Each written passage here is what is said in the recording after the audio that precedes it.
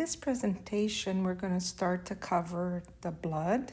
But before we dive in, let's give a little background.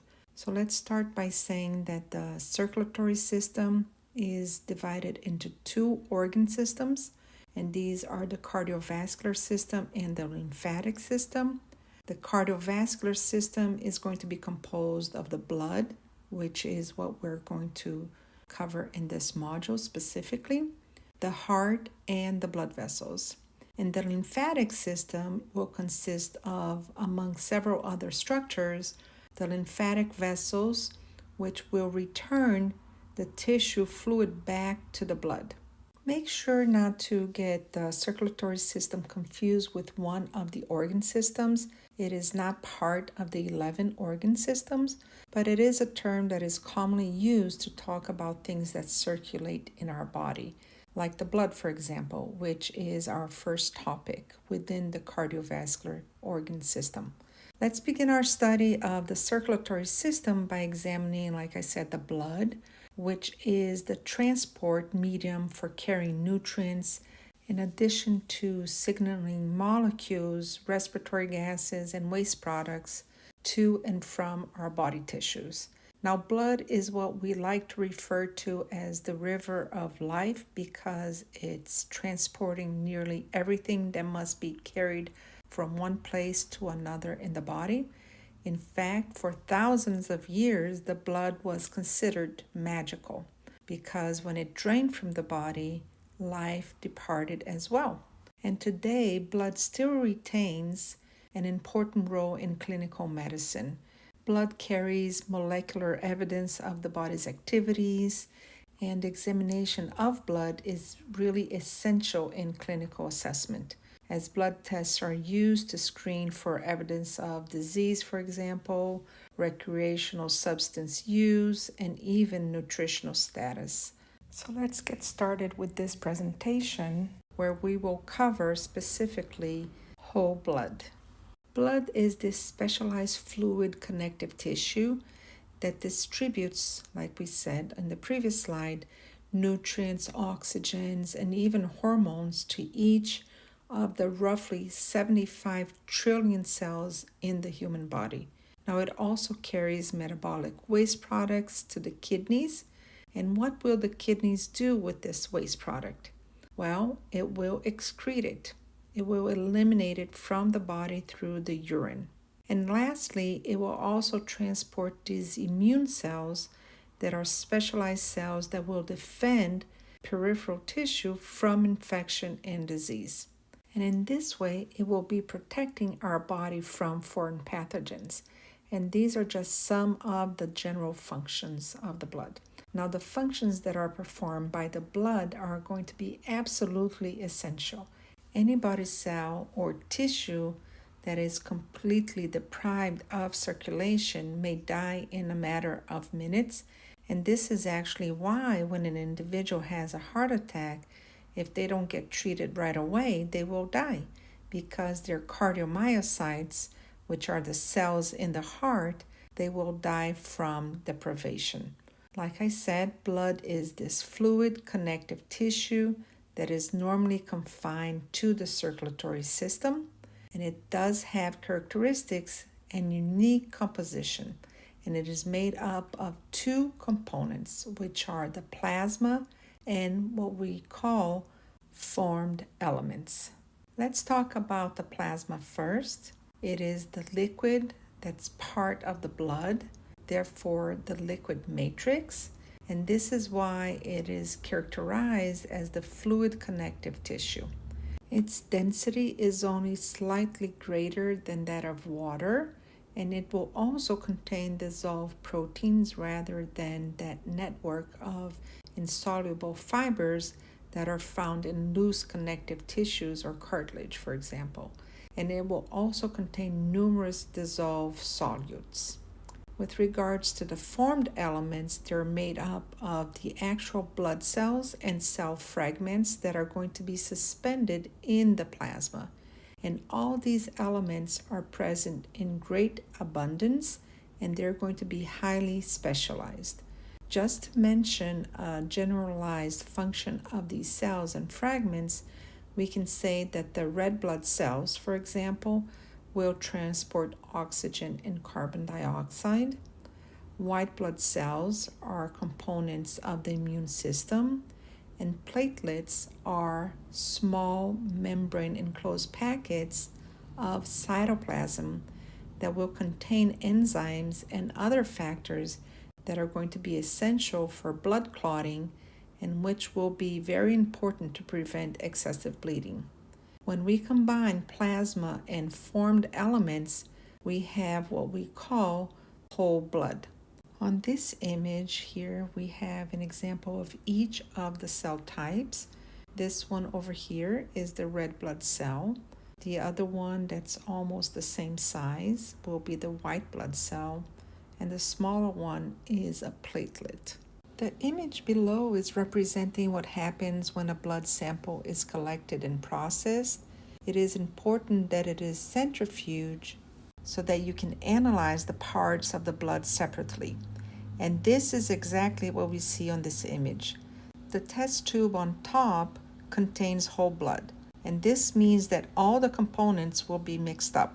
To be able to analyze the different components of whole blood, it will need to be centrifuge. This basically means that you're spinning the test tube in a centrifuge, which is a machine that's similar to, for example, a clothes washing machine. After the clothes have been cleaned and there is water in the machine, it will spin to remove the water, right? And if you don't have a lot of clothes in there, then the clothes sometimes they actually cling to the side, and this is due to the centrifuge power of the machine. Therefore, it is a similar concept here, where whole blood is going to be centrifuged and everything that is heavy will fall to the bottom. And the lighter components of blood, they will flow to the top. Therefore, on the test tube below, after it has been centrifuged, you will be able to see 3 different layers. The one on top is plasma, so this means that it is the lightest of them all, as its density is going to be similar to water. The one in the middle is what we call a buffy coat, and this middle layer will contain the white blood cells and the platelets as well. And as you can see, this middle layer will only represent about 4 to 5% of whole blood volume. Now, the deepest layer will be made up entirely of red blood cells. And because, like the name says, the red blood cells are red, then the last layer will be red. So let's look at some of the characteristics of whole blood in the next slide. Whole blood, like I said on the previous slide, is going to be a mixture of plasma and formed elements. And when these components circulate through our body, they're going to be mixed up in the blood vessels. However, for clinical purposes, they are usually separated, or what we call fractionated. Whole blood is actually very sticky, very cohesive, which is another word that means that something is sticking together, and is also resistant to flow. And these characteristics will actually determine the viscosity of a solution. In this case, the solution is the blood. So solutions are usually compared to pure water. Therefore, we can say that the viscosity of water is 1. We did say on the previous slide that plasma had a slight higher viscosity when compared to water, and it is 1.5. You would think that putting together 2 solutions with similar viscosity, that the overall product would have a similar viscosity, correct? Well, this is not the case for blood. The viscosity of whole blood is actually 5, therefore more than 3 times the viscosity of plasma alone. And this is because the interactions between the water molecules and the formed elements is what raises the viscosity from around 1 or 1.5 all the way up to 5. With regards to the pH, the blood has an alkaline pH that fluctuates between 7.35 to 7.45, and a temperature that is going to be slightly higher than the core body temperature. So our core body temperature sits around 37 degrees Celsius, and the blood temperature sits around 38 degrees Celsius. If you prefer to use Fahrenheit, then the core body temperature is around 98.6 Fahrenheit, and the blood temperature would be 100.4 Fahrenheit.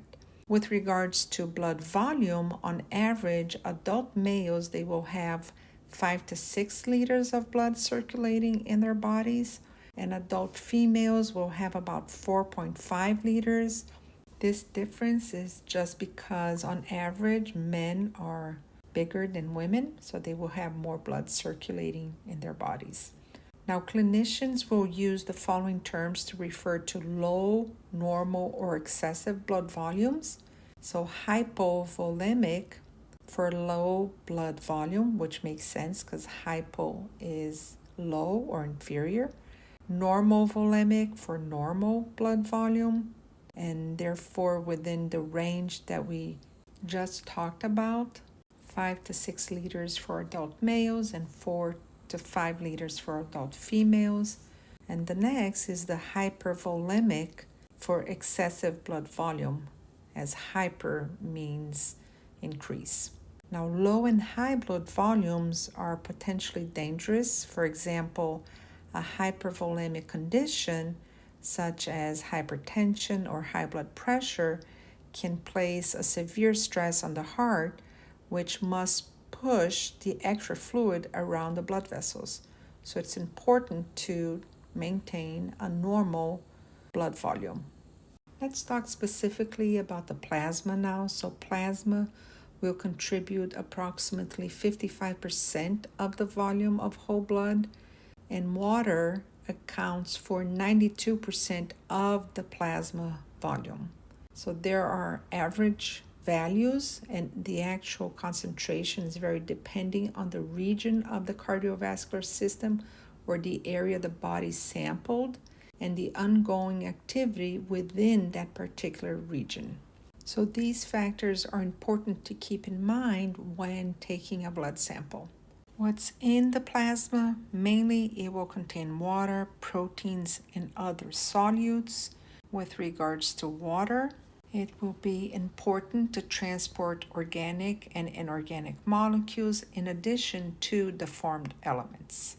With regards to proteins, we have a few proteins listed here. We have albumin, globulins, fibrinogen, and regulatory proteins. Here is the breakdown of some of the important factors of these proteins. Albumin will represent 60% of the plasma volume. It will be the major contributor to the osmotic pressure of plasma, and in addition, it will help with the transport of lipids and steroid hormones, and it is the smallest of the major plasma proteins. Next, we have globulins, which represent 35% of the plasma volume. There are two types of globulins.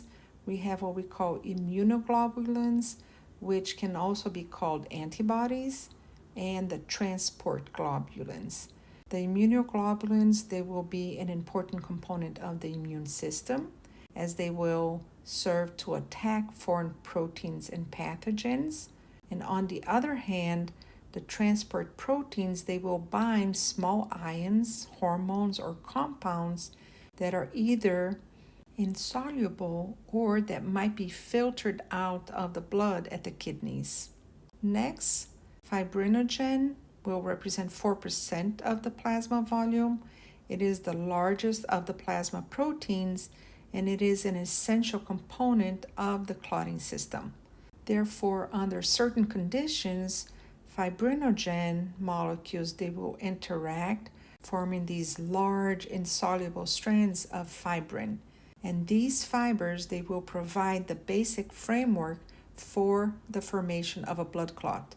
And if the steps are not taken to prevent clotting, then the conversion of fibrinogen to fibrin will occur in a sample of plasma.